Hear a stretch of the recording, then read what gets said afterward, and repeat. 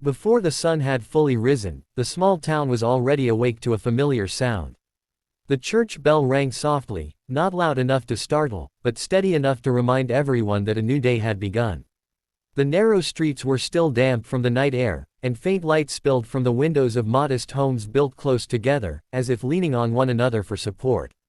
Inside the old stone church at the center of the town, a single figure moved quietly. He was only 22, yet his steps carried a calm that felt far older. Dressed in a simple priest's robe, he walked toward the altar with his head slightly bowed, hands clasped in front of him. There was no audience, no music, no applause, only silence, broken by the soft rustle of fabric and the distant chirping of birds outside. This was how his days always began, alone with his faith, before the world asked anything of him. He knelt, closed his eyes, and whispered a prayer. Not for success, not for recognition, but for strength. Strength to serve, to remain humble, to carry the expectations placed on him since the day he chose this path. Becoming a priest at such a young age had not been easy. People often looked at him with surprise, sometimes doubt. Some asked if he was too young to understand life, suffering, or sacrifice. He never argued. He simply listened and smiled, trusting that time, and God, would answer for him. As he prayed, memories returned the way they often did in the quiet hours. He remembered being a small boy sitting in the back pew of this same church, his feet not quite touching the floor. His mother would sit beside him, her voice gentle as she sang hymns. Music had entered his life before he even understood its power. It was never about performing. It was about feeling, about the way a single melody could calm fear or give shape to emotions too heavy for words. His childhood had been simple, sometimes painfully so. Their home was small, and money was always tight. His father worked long hours, and though he rarely spoke about his exhaustion, it showed in his eyes. When his father passed away unexpectedly, the house grew quieter than he ever thought possible. Grief settled into the walls, into their routines, into his heart. At an age when other children were learning how to dream, he was learning how to endure. It was during that time that he sang the most. Not for others, but for himself. Late at night, when his mother thought he was asleep, he would hum softly, letting the music carry the sadness he didn't know how to release. Singing became prayer. Prayer became survival. Slowly, without realizing it, he was being shaped. Years passed, and his connection to faith deepened. While other teenagers imagined futures filled with wealth or fame, he felt drawn to something quieter, something that asked for giving rather than taking. The decision to become a priest shocked many. Some relatives worried he was giving up too much too soon. Friends drifted away, unable to understand why someone so young would choose a life of discipline and sacrifice. Still, he never wavered. His calling felt undeniable. Yet even as he devoted himself fully to the church, music never left him. He sang during services, his voice filling the space with warmth. Parishioners began to notice. Some would close their eyes during hymns, others wiped away tears they didn't expect. People told him his voice made them feel comforted, reminded them of hope. He listened, grateful, but never thought beyond the church walls. The world outside felt distant, almost unreal. The idea of stepping onto a Got Talent stage came from someone else, a fellow priest who believed that gifts were meant to be shared, not hidden. At first, he resisted. A talent show felt loud, public, and overwhelming. He worried people would misunderstand his intentions, that they would see him as someone chasing attention rather than serving faith. For weeks, he prayed about it, wrestling with doubt. One evening, after a long day of listening to confessions and visiting the sick, he sat alone in the church once more. He sang softly, not to practice, but to seek clarity. As his voice echoed gently against the stone walls, a sense of peace settled over him. He realized the stage didn't have to change who he was. The message mattered more than the setting. If even one person found hope through his song, then the fear would be worth it. And so, on the day of the audition, he found himself far from his quiet town. Bright lights, bustling crowds, and cameras surrounded him. Backstage, contestants stretched their voices, rehearsed dance moves, and paced nervously. He stood apart, hands clasped just as they were each morning in the church. His robe looked almost out of place among the glitter and costumes, and he could feel curious glances directed his way. When his name was called, his heart beat faster, but his face remained calm. He stepped onto the massive stage, the lights momentarily blinding. The judges looked at him with open curiosity. A young priest was not something they saw every day. One raised an eyebrow, another leaned forward, intrigued. The audience murmured softly, unsure what to expect. He introduced himself simply. No dramatic story, no attempt to impress. When asked why he was there, he paused for a moment, then spoke honestly. He said he sang for God, and for people who felt lost, forgotten, or broken.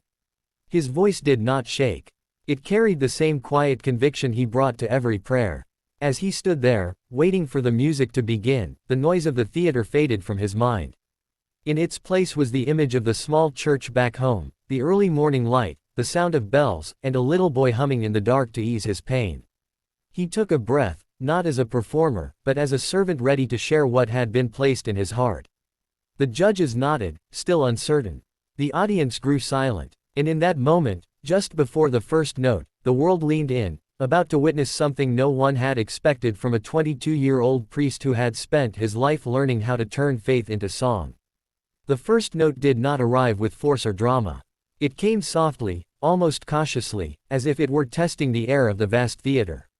For a brief moment, it felt out of place among the bright lights and massive stage, like a candle flame in a storm. Then something shifted. The sound settled, steady and warm, and the room began to listen in a way that surprised even those who had heard thousands of auditions before. The young priest stood still, shoulders relaxed, eyes gently lowered. He did not move like a performer trained to command attention. Instead, he sang the way he always had, rooted, sincere, and deeply present. His voice carried a purity that felt untouched by ambition. Each word flowed with intention, not rushed, not forced, as though he were offering something sacred rather than trying to impress. As the melody unfolded, the audience leaned forward almost instinctively. Conversations stopped. Phones that had been ready to record lowered slightly, forgotten for a moment. The sound filled the hall, not loud enough to overwhelm, but strong enough to wrap itself around every seat. It was the kind of voice that didn't ask for attention, it earned it. The camera cut to the judges. One of them had been smiling politely at the start, prepared to be supportive but skeptical. That smile slowly faded into something else, surprise, then disbelief. Another judge's eyes widened, their posture shifting as they leaned closer to the desk. As if physical proximity might help them understand what they were hearing. A third judge pressed their lips together, nodding slightly, feeling the weight of the moment. The priest's voice rose gently, climbing into higher notes with effortless control. There was no strain, no hint of fear. It carried emotion without exaggeration, pain without bitterness, hope without sounding naive. The lyrics spoke of surrender, of light breaking through darkness, of trust when answers are absent. It didn't feel like a performance meant to win votes. It felt like a confession shared with thousands. Somewhere in the middle of the song, something remarkable happened. The theater grew completely still. No coughing, no shuffling, no whispers. Even the cameras seemed to move more carefully. It was as if time had slowed, allowing every note to land fully before the next one followed. The sound traveled upward, bouncing off the walls and ceiling, returning richer, fuller, almost alive. In the audience, emotions surfaced quietly. A woman in the front row wiped tears from her cheeks without realizing they had fallen. A man further back sat frozen, hands clasped together, reminded of a prayer he had not said in years. People of different beliefs, different backgrounds, all felt the same unspoken pull. The song was no longer about religion, it was about humanity. The priest closed his eyes briefly as he reached the song's most powerful passage. This was the part he had sung countless times alone, in empty churches and dimly lit rooms. His voice swelled, not in volume, but in depth. It carried the weight of loss he had known, the doubts he had faced, and the faith that had held him together when nothing else could. Every emotion he had learned to carry quietly was now present, clear and unhidden. The judges exchanged glances. One of them shook their head slowly, as if silently saying, "This can't be real." Another judge placed a hand over their mouth, eyes glistening. They had seen technical perfection before. They had seen dramatic performances and powerful vocals. But this was different. This was honesty without armor. As the song neared its end, the music softened again, returning to the gentle tone with which it had begun. The priest's voice floated delicately, each note placed with care. There was no grand finish, no theatrical pause. Just a final line sung with quiet conviction, followed by silence. For a heartbeat, no one reacted. The last note lingered in the air, refusing to disappear. The priest lowered his head, hands still, as though finishing a prayer. Then the theater exploded. Applause thundered from every direction. People leapt to their feet, clapping, cheering, some shouting words of praise they hadn't planned to say. The sound was overwhelming, but the priest remained calm, eyes wide now, absorbing the reality of what had just happened. He looked almost surprised, as if he hadn't expected the world to answer him so loudly. The judges stood as well. One of them applauded slowly at first, then more fiercely, nodding with genuine admiration.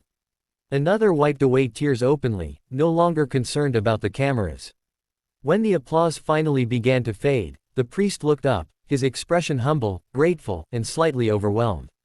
One judge leaned toward the microphone but couldn't speak right away. They exhaled, shook their head, and laughed softly in disbelief. "I don't even know what to say," they admitted. Another judge followed, voice unsteady, saying that they felt something rare, something that went beyond music.